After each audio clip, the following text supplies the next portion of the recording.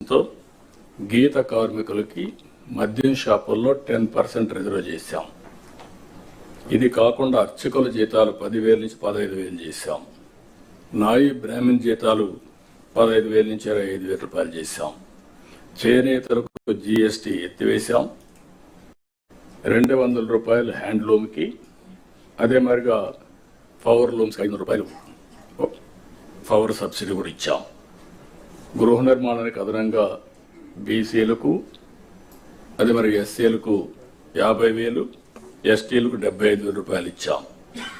ఇమాములకు 10,000, మౌజములకి 5,000 గౌరవ వేతనం కూడా ఇచ్చేసాం, పెంచాం, అవి కూడా ఇస్తున్నాం. వెల్ఫేర్ ఎక్కడా నెగ్లెక్ట్ చేయడం లేదు. ఇక్కడ నేను మిమ్మల్ని కోరేది ప్రభుత్వం యొక్క ఇమేజ్, వెల్ఫేర్ సక్రమంగా డెలివరీ కావాలి. టేక్ ఇట్ ఫర్ గ్రాంటెడ్ కాదు. అందుకే అనునిత్యం ఏ వెల్ఫేర్ ప్రోగ్రామ్ వచ్చినా లాస్ట్ మైల్కి కరెక్ట్గా చేరతా ఉందా లేదా, చేరే విధానం కూడా ఏదో భిక్షగాళ్ళకి మారిగా ఏదో మీరు దానం చేసినట్టు బిహేవ్ చేస్తే కరెక్ట్ కాదు. ఒక బాధ్యత తీసుకొని ప్రతి ఒక్క ఆఫీసర్ కూడా లాస్ట్ మైల్లో ఉండే ఆఫీసర్ బెనిఫిషరీకి చేర్చే విధానం చాలా ముఖ్యం. ఆ విషయం కూడా మీరందరూ కూడా హ్యూమన్ యాంగిల్తో వాళ్ళు పనిచేయాల్సిన అవసరం ఉంది. ఒక పక్క సంక్షేమ కార్యక్రమాలు చేస్తూనే మీరు ఒకసారి చూస్తే పోలవరాన్ని గాడిన పెట్టాం.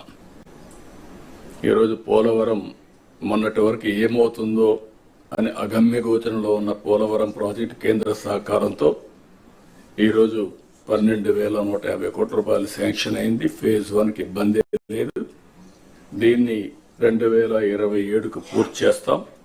అమరావతికి టెండర్లు ఇచ్చాం. ఇది సెల్ఫ్ ఫైనాన్సింగ్ ప్రాజెక్ట్. ఈ మోడల్ ప్రపంచానికి ఆదర్శం. 35 వేల ఎకరాలు, 29,000 మంది రైతులు, ఒక్కరు కూడా కోర్టుకు పోకుండా స్వచ్ఛందంగా ముందుకొచ్చి ల్యాండ్ పూలింగ్లు ఇచ్చారు. ఆ ల్యాండ్